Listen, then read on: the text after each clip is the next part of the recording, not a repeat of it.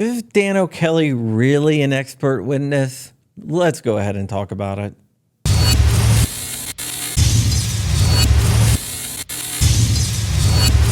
What's up, Wolverines? Welcome back to the channel. My name is John Crump. I'm your host for today on John Crump News, and we're going to be discussing our friend CRS firearms case, also known as Matt Hoover. Before we get into that, I am in the running for a Gundy, so head over to thegundys.com and vote for me for top voices of the 2A. I will link it down below. While you're at it, go ahead, like, comment, and subscribe. It would mean a world of difference to me. I'm trying to grow my subscribers. So if you would subscribe, which most of you are not subscribed, it would be incredible. Okay, now let's go ahead and talk about what's going on in the CRS firearms case, also known as the United States versus Irvin. Justin Irvin is the guy that created something called the auto key card. The auto key card was a picture inspired by a lightning link on a piece of metal. The government claimed that this was readily convertible to a lightning link, and therefore it is a machine gun. Gun Owners of America has since released documentation that shows that even if you do not believe that the auto key card is a novelty item, it has not reached the stage to where the ATF would consider it readily convertible. They did this by doing a FOIA request, and they got the documentation. I wrote about it down below at ammoland.com. Now let's go back to CRS Firearms.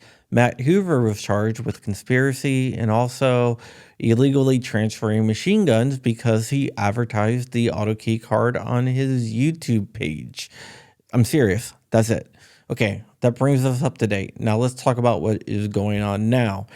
Matt Hoover and Justin Irvin are trying to bring in a couple of expert witnesses. The government is objecting to these expert witnesses, claiming that these are not experts.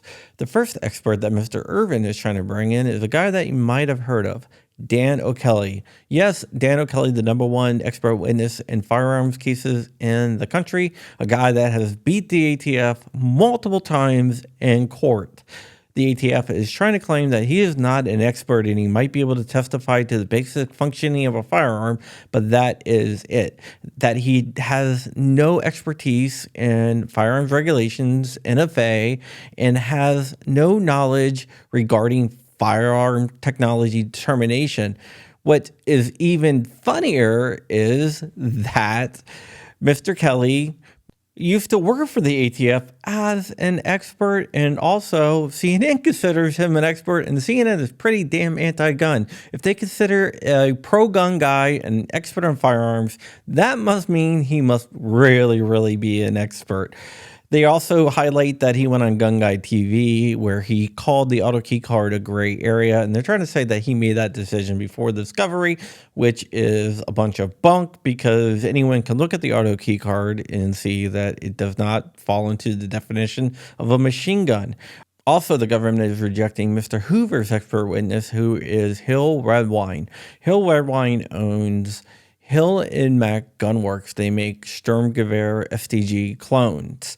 They are rejecting him because in his CV that was submitted to the court, there is not a mention of a machine gun, and the CV was less than 100 words. So the government is asking for both of these expert witnesses to be barred from testifying. What do I think will happen? I think that Dan O'Kelly will 100% be able to testify. I'm not as confident with Hill Redwine, but I believe in the end, both of these guys will be able to testify. In order to be an expert witness, you have to have 3 factors. One is expertise pertinent to the case, which the government is trying to say that neither Mr. Irvin or Mr. Hoover proved for their expert witnesses.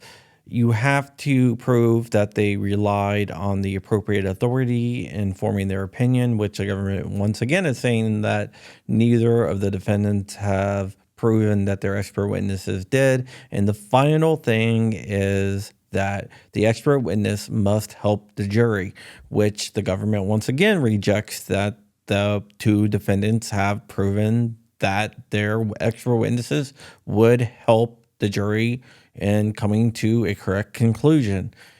in the end, we'll see what happens, but this is your CRS update for right now.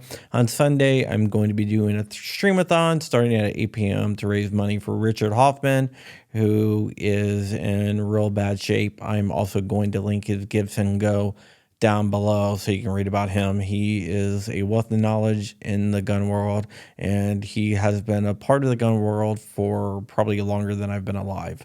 All right, guys, I love you very much. Stay ever vigilant, stay ever free, keeping the fight. I'm out of here. Wolverine's motherfucker.